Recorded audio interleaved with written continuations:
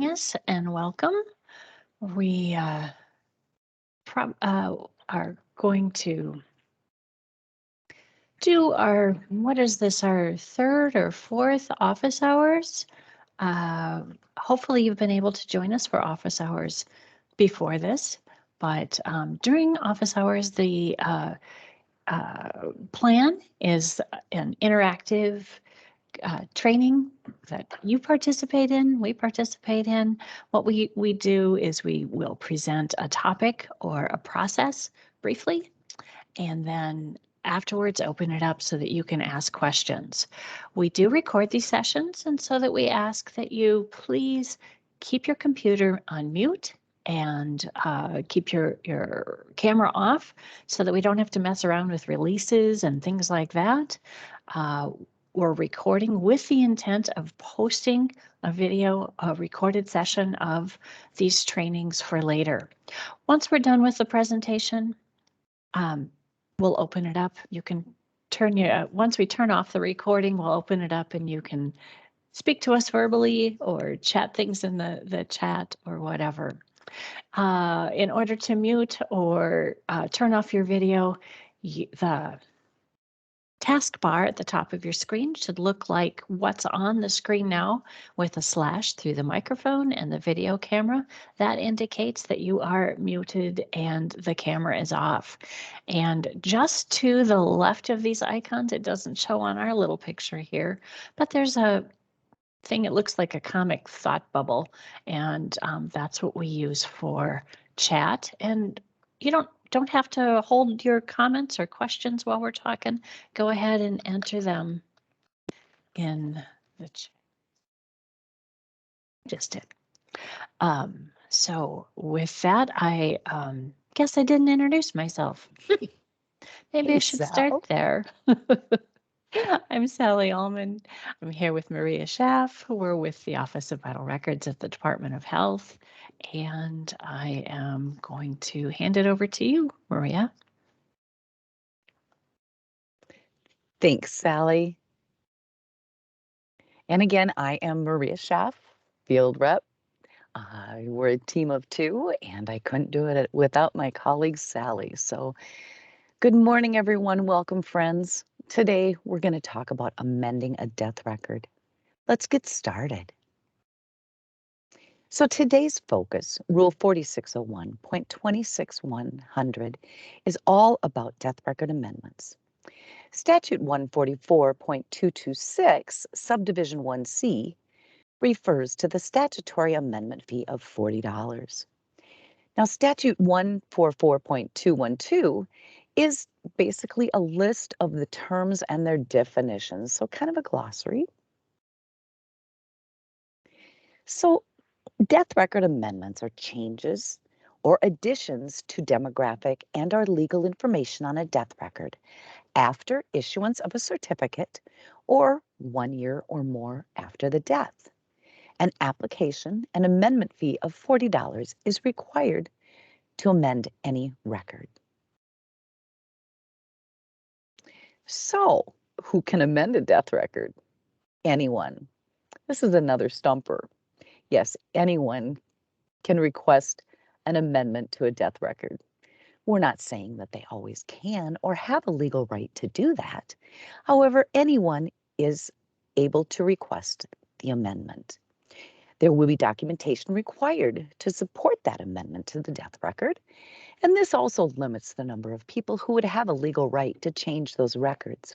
Another one of those security pieces. And if you were here last month, Sally was talking about how you are the gatekeeper. And yep, that's another one of those gatekeeper pieces. So we really appreciate you. Thanks for being our gatekeepers. So the requester may want to amend information on the death record that's wrong, like a social security number, date of birth, etc. Sometimes an informant may not know a piece of information, and or it may have been overlooked in the death record process. Such as last name prior to first marriage, the county of death. There's so many reasons that information needs to be amended sometimes. The information to the death record needs to match other documents such as birth certificates, bank accounts, those types of things. Um, so they do need to be able to close the accounts in the estates, and the information must be correct. So county vital records offices may amend death records within 5 years after the date of death. Requests can come from funeral homes or other individuals. To amend a record, the local issuance professional needs to have the change role in MRNC. This, along with issuance or other roles. The change role in MRNC gives you the authority to amend records. Not to mention, that $40 amendment fee that you collect is all yours, and it's retained by the office who processed the amendment. So, hey, that's great. Now, let's take a peek at funeral home requests, which is what most of you see. Funeral homes can amend a death record within 1 year of death with no documentation being required. They must complete a special funeral home amendment application. And again, within that first year, they don't need any documentation from the funeral home because they're amending on behalf of the informant. The special amendment application is their attestation to the validity of the change. A funeral home may request the amendment through any county office or the Office of Vital Records. This is the funeral home application to amend a death record. It's a 2-page application, and it specifies the information that they want to change and what the correct information is. So the items you want to add or change would be what's currently on the death record, and then the correct information is what they want it amended to. So the funeral homes will need to use that for that first year after death to amend a record. And again, the funeral home doesn't have to show any documentation, and the funeral home will sign the form stating that this information is correct. Amendments being requested 1 year or more after the death will require a regular death amendment application, whether it's from individuals or the funeral home. And after that 1 year period, it does require documentation to support that amendment request. For individuals requesting an amendment, we ask that you give them the death record amendment packet, which can be found on the Minnesota Department of Health website for local issuance professionals. To review and for reference, pages 5 and 6 of the packet review the supporting documentation required. So let's review individual requests for an amendment to a death record. An individual, remember that's anyone, may request an amendment to a death record. They are required to supply supporting documentation. Documents are required for any request made by an individual or the funeral home after 1 year. An informant is the person who reported the demographic and legal information to the funeral home for the death record. An informant is not required to give you documentation within the first year either. They must complete the application form, and they are required to pay the statutory $40 fee. And again, no documentation is required from an individual or an informant, within that first year of death. After 1 year, even the informant must provide supporting documentation. So as we reviewed earlier, an amendment request requested 5 or more years after death must be requested through the Minnesota Department of Health Office of Vital Records. We recommend referring questions to our office for assistance. And please give your customer that amendment packet. This will give them the very detailed information required to amend a death record. And this should also help answer most of their questions that they may have. Now, let's take a quick peek at some changes to the cause and manner of death and how those are done. So we get done with this presentation, you go back to your counter, and your customer comes in and doesn't feel that that cause or manner of death was accurate. Any change to cause and or manner of death is a correction. It is not an amendment. Again, a change to the cause or the manner of death is a correction that is done at no charge, even after certificates have been issued. These requests can only be done by the original medical certifier who signed the original cause of death or the medical examiner in the county of death. Medical certifiers and their assistants are able to change cause and manner of death through MRNC. This was a recent upgrade that we did in MRNC. So when you get these requests, please refer them to their medical certifier who provided the cause of death, the funeral home, or send them to OVR with questions.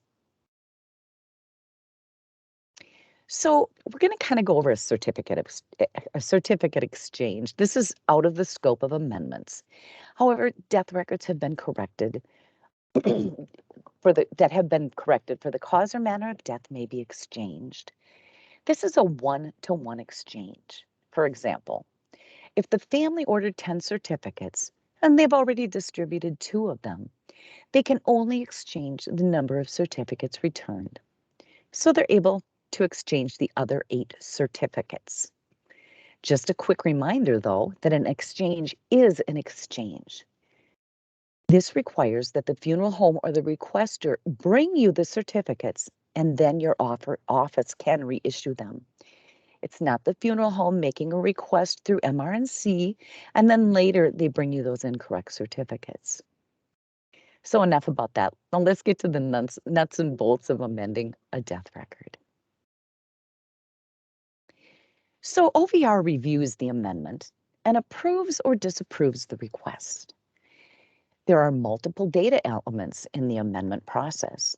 However, our amendment specialist, Martha Anderson, whom many of you have chatted with, has suggested a review of these data elements since they are the most frequent challenges that she has found. And as always, this is detailed on the MDH website for local issuance users under the Amend a Death Record job aid, and we'll show you where that is later. So these pieces that authorized requester, always remember that that should say that it's in the informant. And the supporting documents as you go through, sometimes it feels a little wonky, but again, if you refer to that job aid, it will tell you that the type of document for supporting documents should always be that funeral director statement. Authentication should always be the original. The established and issued date should be the date that that amendment application was signed. The source, the name, and the city of the funeral home. And the issuer's name would be the name of the person who actually signed that death record amendment. So I was going to put a frustrated person pulling out their hair on this slide because I know that many of you were anxious when presented with a death record amendment. So just hang on. We're going to do a demonstration of a death record amendment and show you how easy it is with our wonderful job aid on amending a death record. So we are going to know that all the job aids and user guides are on the Minnesota Department of Health website, and that if you follow the step-by-step instructions line by line, you will find success. And let me show you where that is. So we are going to go to the Minnesota Department of Health website, which is health.state.mn.us. Once you're there, if you click on Individual and Family Health, and then this Vital Records for Professionals, it's all about you in here. So if you go to the County Vital Records offices page, you will find all kinds of information. We recommend that you bookmark this site. I use it a lot, and I hope that you will too. So when we click on the MRNC for County Vital Records offices, under here are a number of user guides or job aids. The amended death record is right here. And when we look at that amending a death record piece, it does go through, it's a 6-page guide, and it does go through and it explains to you how to do that death record amendment, how to complete or giving them a new death certificate if they've paid for it.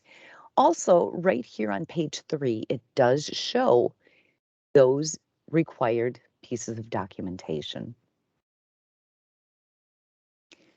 Also, when we are in the MRNC, you can always go down to the training for vital records professionals. And this will show any vital records training that is specifically for county vital records offices and any events that are upcoming. So be sure, like I said, to bookmark this. It will be very handy for you.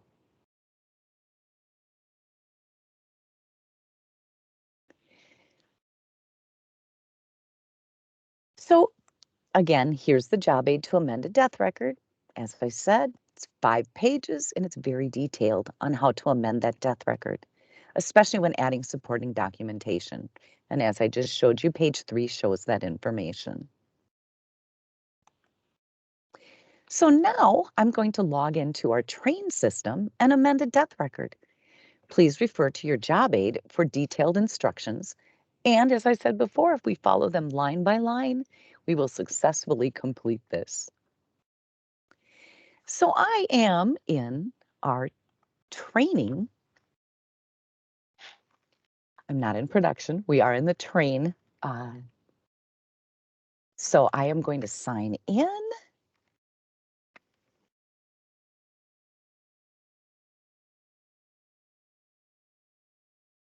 And with that, when you do you go to customer service request and you will enter a new request. As we enter that, we're going to say the request is from the counter. The request item type will be a death record amendment. And the first name for this is going to be Jennifer.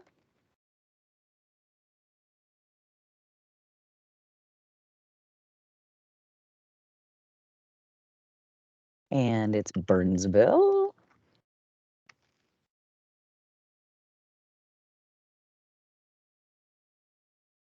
You've all got that down pat. Now, once we are here, obviously we have to add we've already added the request item, so we are going to go to the next page. We're going to add that payment, which is that required statutory $40 fee.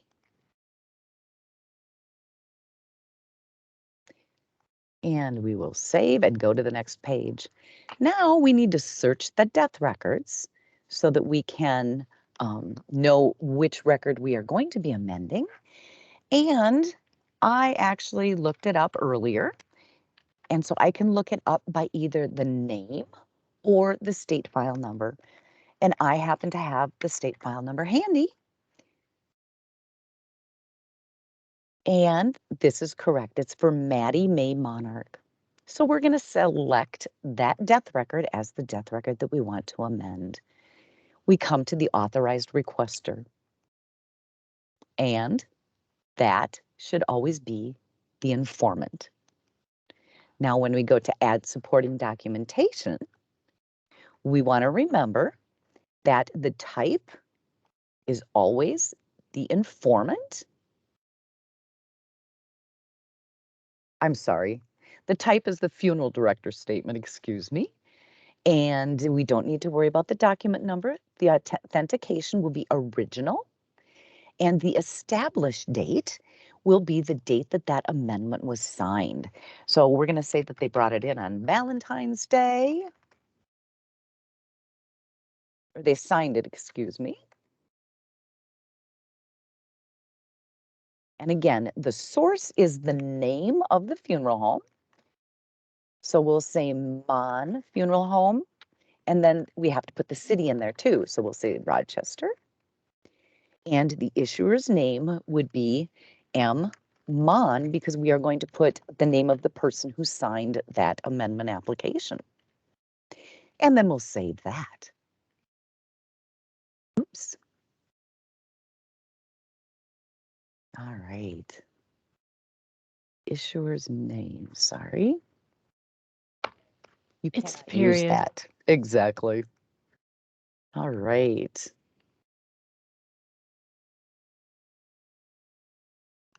Sorry, guys. All right, so here we are.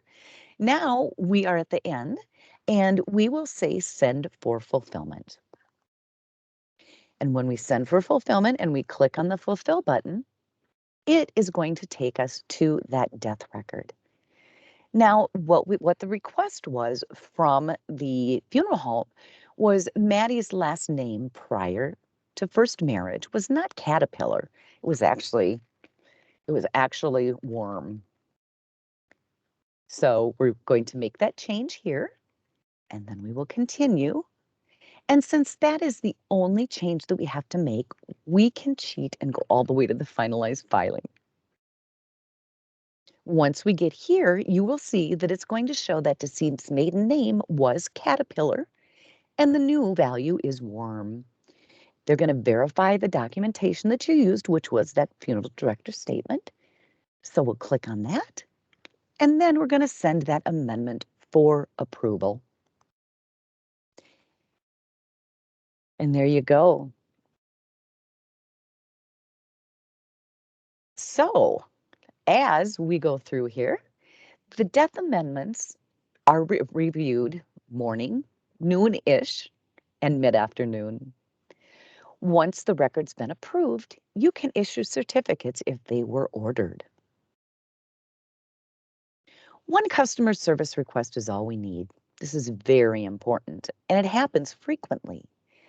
If for some reason you're unable to send that amendment to be filled, there may be another amendment that is waiting in the queue that may have been started yesterday by another colleague who got stuck. And then you come in and you go and start another customer service request in MRNC. So if you do get stuck in that fulfillment piece, please do go back and search for the request for that death record. You may find more than one.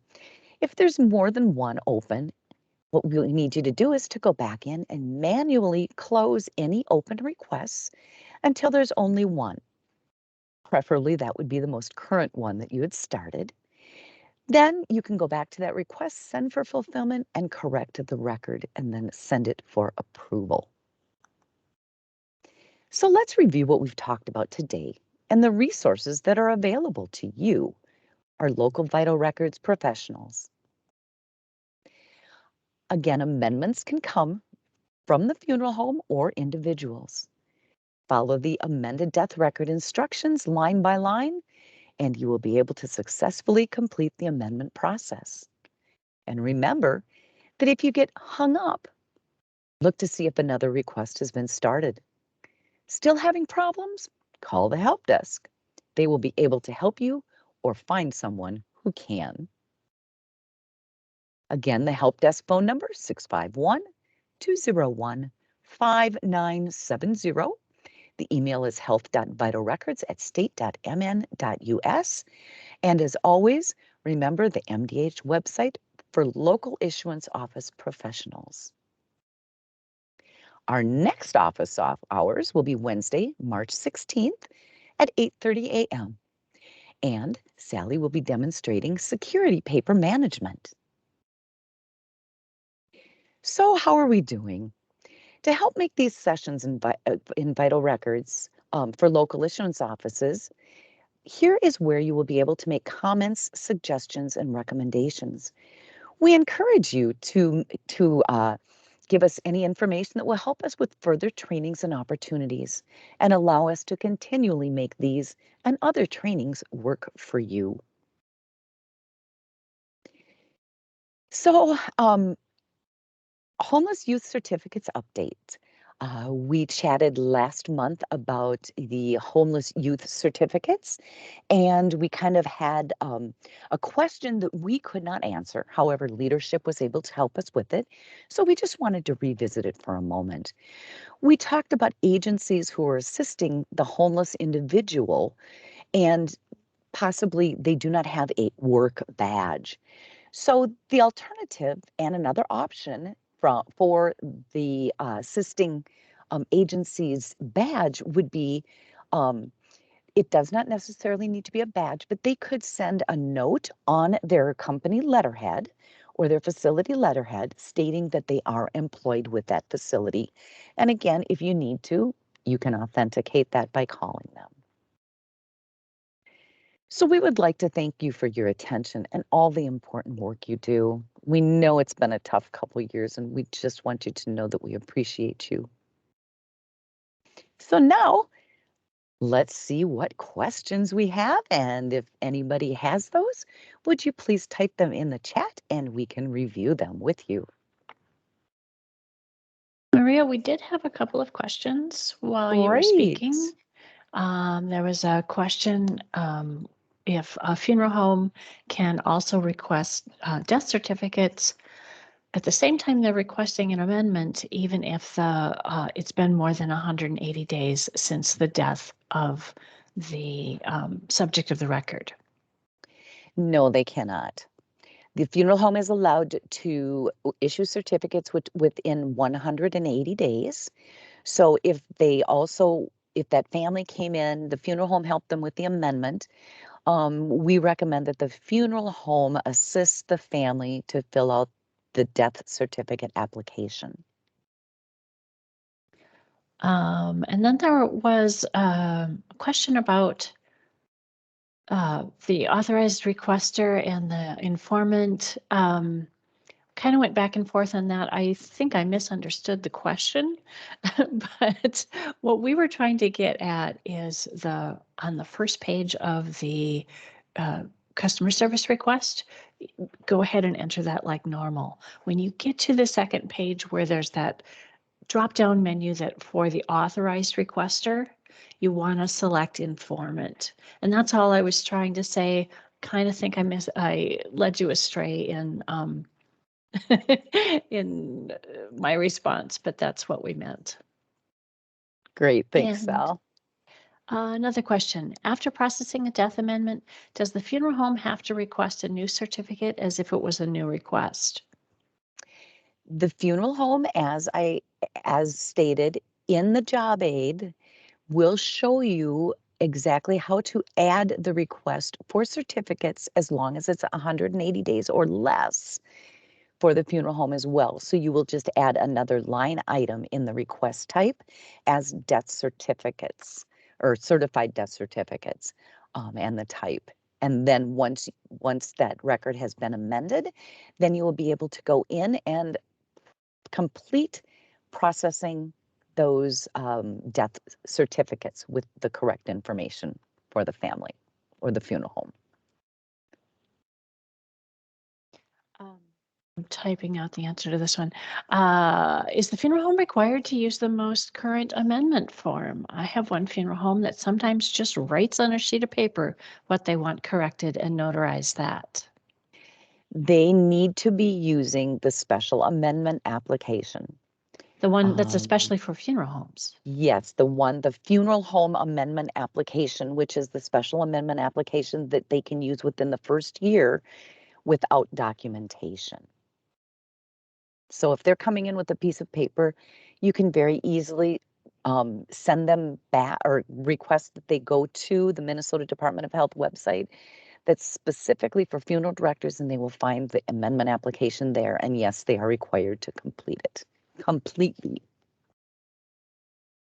Another question, we were told that an exchange can be made if the amendment was a medical change. Otherwise, they must purchase new certificates. Can any amendment certificates be exchanged?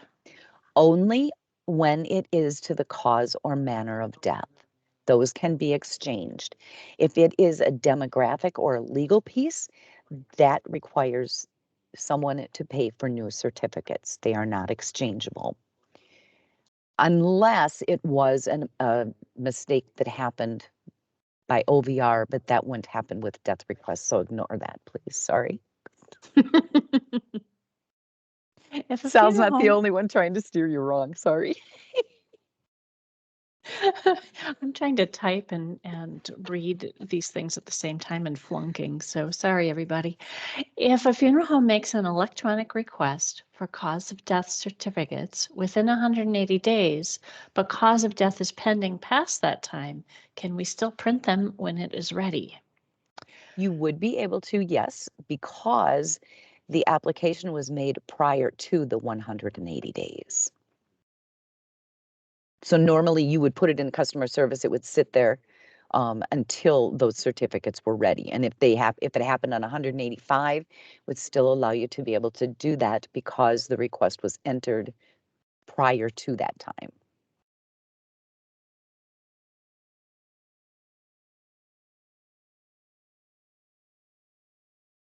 Do we have any other questions? I don't see any other questions coming in on the chat. Let's turn off the recording and open it up so everyone can talk. As soon as I